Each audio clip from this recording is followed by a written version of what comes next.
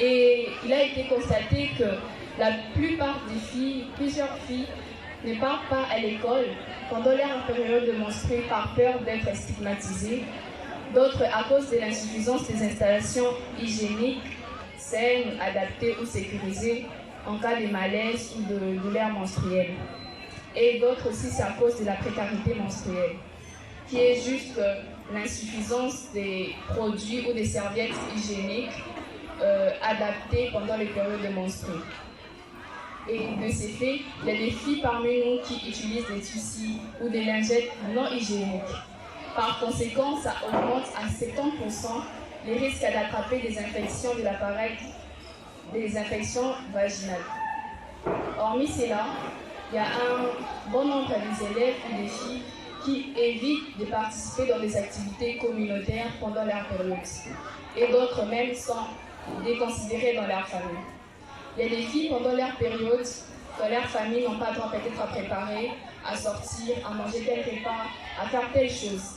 Et tout ça, ça déstabilise la santé mentale et le développement personnel des filles. Par conséquent, ça atteint leur développement personnel, leur estime de soi. En conséquence, elles n'arrivent plus à parler de leurs problèmes, de leurs préoccupations ou des questions qui leur dérangent. Sur ce, la Journée internationale de l'hygiène menstruelle a été créée, vise à briser les tabous sur le menstru et à l'importance et à sensibiliser à l'importance d'une bonne hygiène menstruelle pour les filles et chez les adolescentes. Alors, les objectifs de cette journée sont expliquer les défis et les difficultés auxquelles de nombreuses femmes sont confrontées quand elles ont leurs règles ou leurs menstrues, s'engager dans le dialogue politique et plaider activement pour l'intégration de la gestion de l'hygiène menstruelle dans les politiques mondiales et locales des programmes de développement, de programmes et de règles, mettre en évidence des efforts positifs et des solutions innovantes prises pour relever ces défis, promouvoir l'alphabétisation, l'autonomie du corps ainsi que l'égalité des sexes. Et enfin, pas seulement une occasion pour sensibiliser les élèves ou les filles, mais aussi à renforcer la responsabilité du gouvernement et des autorités du monde en ce qui concerne la question de l'hygiène menstruelle.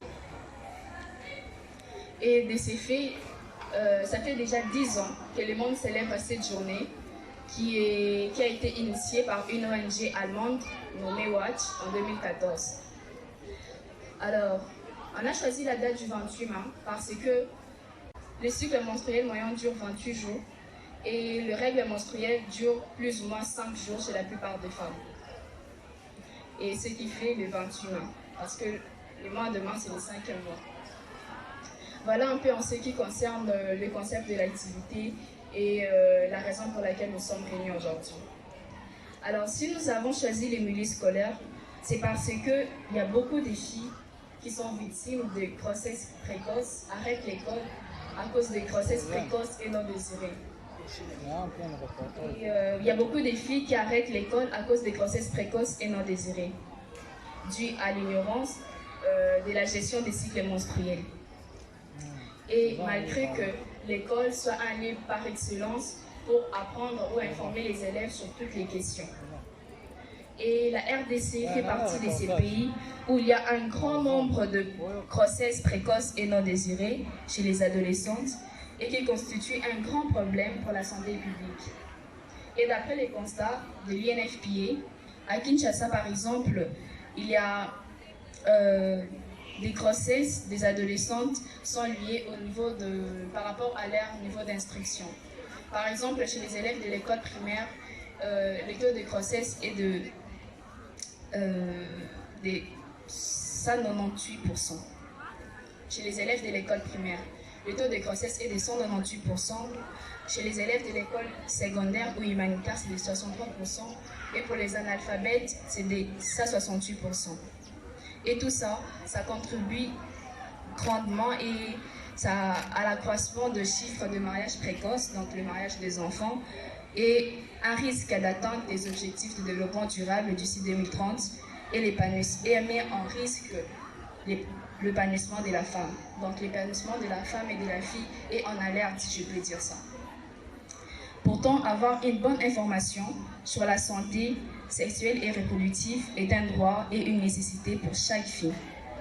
Et d'après certaines statistiques, 20 000 filles de moins de 18 ans deviennent mères chaque jour. Hormis 70 000 adolescentes qui meurent par an suite à des complications de la grossesse, de l'accouchement. Mais aussi, ce qui fait 80% des grossesses de femmes de 15 à 19 ans. Et on estime que toutes ces grossesses sont non désirées à cause de l'ignorance et de manque de l'utilisation des contraceptifs. Par conséquent, plusieurs filles deviennent mères avant l'âge et arrêtent l'école. Alors, le choix de l'école, comme je l'avais dit, c'est parce que l'école, c'est le lieu par excellence pour donner une bonne information aux élèves.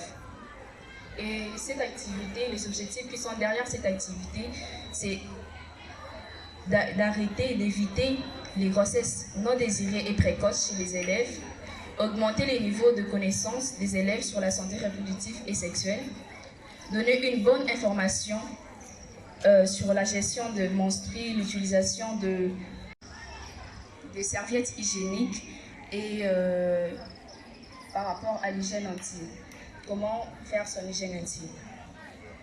Mais aussi, les objectifs de cette journée sont de réduire les échecs scolaires dus aux grossesses non désirées et précoces, baisser les taux de mortalité dus aux infections, à l'accouchement et aux avortements clandestins. Donc lorsque je parle des avortements clandestins, je vois des avortements en dehors des normes en fait. Tu pars juste chez un charlatan, il te dit prends tel produit, tu pars voir tel ami, il te dit prends tel produit, donc prends tel produit et tu prends par conséquent. Ça mène beaucoup de filles à la mort, à la stérilité et à autre chose. Alors, les objectifs de cette activité est de réduire, d'éviter et d'arrêter tout ce qui concerne la mort ou de baisser les taux de mortalité de mort chez les élèves qui sont dus aux avortements clandestins et des grossesses. Alors, pour conclure déjà, chacun d'entre vous est responsable, nous devons juste savoir que chacun d'entre vous est responsable de son corps, en premier lieu. Et sur ce, on doit avoir une maîtrise de son corps. La majorité d'entre vous ici présents, vous aspirez à de grandes responsabilités, à de grands postes, à devenir de grandes personnalités. Mais je me dis qu'avant de devenir leader d'une structure ou d'une communauté quelconque, il faut d'abord être leader de son corps. Parce que si tu ne maîtrises pas ton corps, ça va aussi handicaper ton propre épanouissement, ton propre développement. Supposons peut-être que tu travailles dans une entreprise ou tu as créé une entreprise et dont tu dois aller chaque jour.